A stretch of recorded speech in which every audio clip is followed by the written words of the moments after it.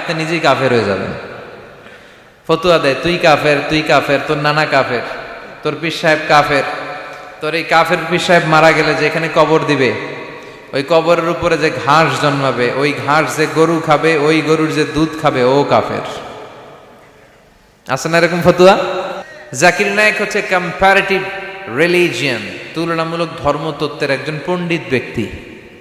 তার কথা শুনে অনেক হিন্দু, বৌদ্ধ, খ্রিস্টান, হাজার হাজার অমুসলিমরা কালেমার বাণী শুনতে পেরেছে, আলোর দিশা পেয়েছে, ঠিক কিনা? হাজার হাজার লোককে মুসলমান বানাইছে উনি। আপনি বানাইছেন কয়জন রে? যে ওনারে কাফের ফতুয়া দিল, ওনার হাতে শাহাদা বাক্য পাঠ করেছে কয়জন? আর জাকির নায়েকের হাতে হাত রেখে হাজার হাজার লোক কালিমা পড়েছে। অনেক বিষয় আছে যেগুলো অনেকে এইভাবে উপস্থাপন করতে পারে নাই। সমসাময়িক বিষয়, কম্পারেটিভ বিষয়, আধুনিক বিষয়, এগুলো উনি কোরআন এবং বিজ্ঞানের আলোকে মানুষের কাছে বুঝিয়েছে। অস্ট্রেলিয়াতে যে, ইংল্যান্ডে যে, আমেরিকাতে যে আপনি কথা বলতে পারবেন, দাওয়াতি কাজ পৌঁছাতে পারবেন, উনি পারছে। যেটা আমরা পারি না এটা উনি পারছে, এই জন্য সহ্য হয় নাই আমাদের। এই দেশের জাতীয় খেলার নাম কি জানেন? হাডুডু। টাইনে আপনারা নিচে নিয়ে আসবে। এদেশে কেউ আগাইতে চাইলে আরে উঠতে দেওয়া যায় না, কেউ উঠতে চাইলে ওরা টাইনে নামায়। কারণ জাতীয় খেলা হাডুডু। হাডুডুর নিয়ম হচ্ছে একজন সামনে যাবে আর সবাই ওর ঠ্যাং ধরে টানবে। কথা বলেন? এই জন্য এগুলো বাদ দেন।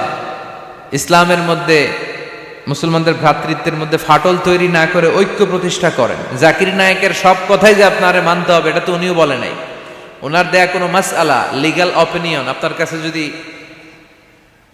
ইসলাম সম্মত মনে না হয় বা শক্তিশালী মনে না হয় বা আপনার ভালো না লাগে, যে আলেমের কথা ভালো লাগে কোরআন সুন্নাহর আলোকে আপনি মানেন।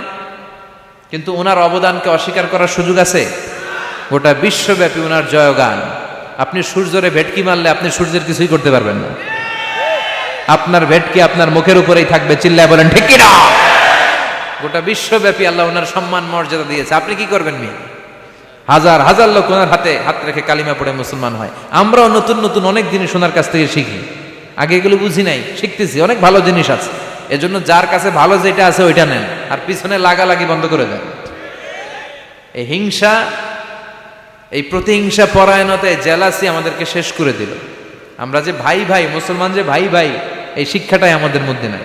আসুন ভ্রাতৃত্বের বন্ধনকে আমরা অটুট রাখি, আর বিপদে আপদে আল্লাহর উপর ভরসা রাখি।